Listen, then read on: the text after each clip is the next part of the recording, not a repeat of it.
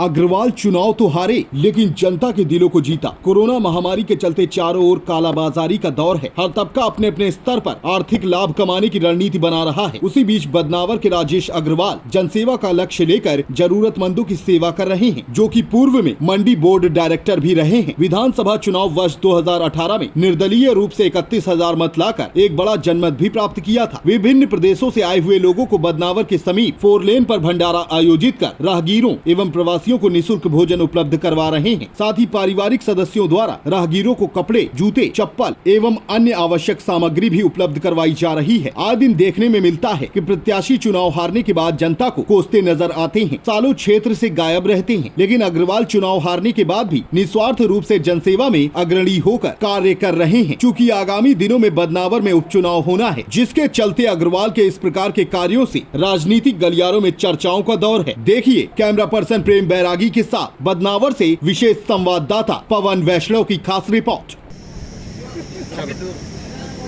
पिछले लगभग 2 माहों से पूरे देश में कोरोना जैसी गंभीर महामारी का प्रकोप है। कई सामाजिक संगठन, स्वयंसेवी संस्थाएं अपने अपने स्तर पर जन सेवा से जुड़ी हैं। बदनावर में भी कई सामाजिक संस्थाएं जन सेवा का लक्ष्य लेकर धरातल पर काम कर रही हैं। हम आज आपको मिलवाने जा रहे हैं अग्रवाल परिवार के एक ऐसे शख्स से जो बीते कई दिनों से भंडारे के माध्यम से जन सेवा में जुटे हैं। हम मिलवाने जा रहे हैं आपको पूर्व में मंडी बोर्ड के डायरेक्टर रहे राजेश अग्रवाल से, जो कि यहाँ से गत वर्ष विधानसभा वर्ष 2018 में निर्दलीय उम्मीदवार के रूप में खड़े होकर इन्हें हार का सामना करना पड़ा था। इन्होंने हार का सामना जरूर किया था, लेकिन हार कर भी लोगों के दिलों को जीता था। आपको बता दें कि इन्होंने लोगों के पूरा जो वोट इनको मिलना था वो नहीं मिल पाया, उसके बावजूद भी आज भी लोगों के दिल में इन्होंने जगह बना के रखी है। उसका एकमात्र कारण है कि जहां आज बड़ी संख्या में जो नेता धरातल पर मौजूद होने थे, वो आज धरातल पर न होकर केवल अपने बंगलों में कैद है। जनसेवा उनका लक्ष्य न होकर केवल और केवल राजनीति ही उनका लक्ष्य है।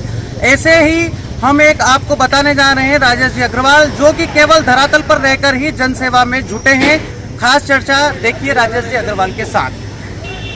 अग्रवाल जी, पूर्व में आप यहां से निर्दलीय उम्मीदवार के रूप में पर्चा दाखिल किया था, उसके बाद में भी हम देखने को मिलता है कि लोग धरातल से गायब हो जाते थे चुनाव हारने के बाद, लेकिन आप पिछले 1.5-2 वर्षों से लगातार सक्रियता के साथ काम कर रहे हैं। क्या कहेंगे आप इस पर? मुझे सेवा का कार्य मेरे परिवारों के संस्कार में मिला। मैं राजनीति में, मेरा पेशा नहीं है, राजनीति के माध्यम से मैं जनता की सेवा के लिए मैं सार्वजनिक जीवन में आया।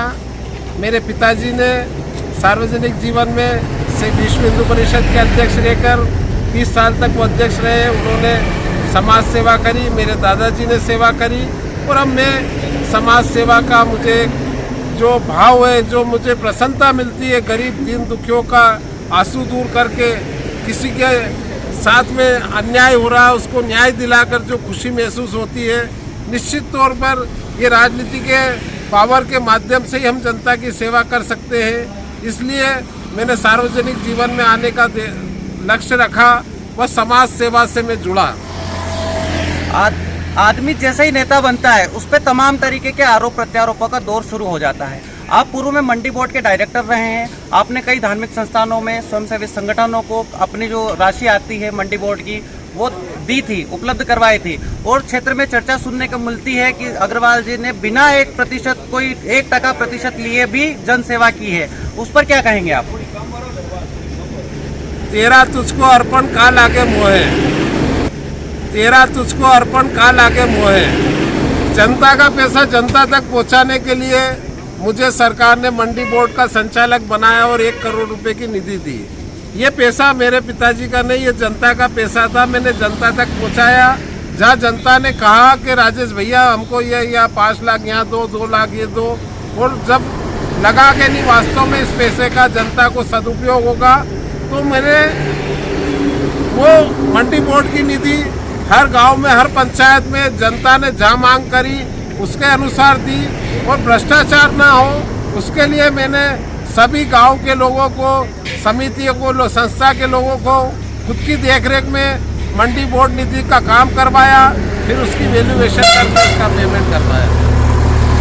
नेता के बारे में माना जाता है कि चुनाव हारने के बाद लगभग अगले चुनाव तक तो वो धरातल पे दिखाई नहीं देते हैं, लेकिन आज जब कोरोना चल रहा है, लाखों रुपए लगाकर आप ये भंडारा जो आयोजित कर रहे हैं, क्या कहेंगे इसके लिए आप?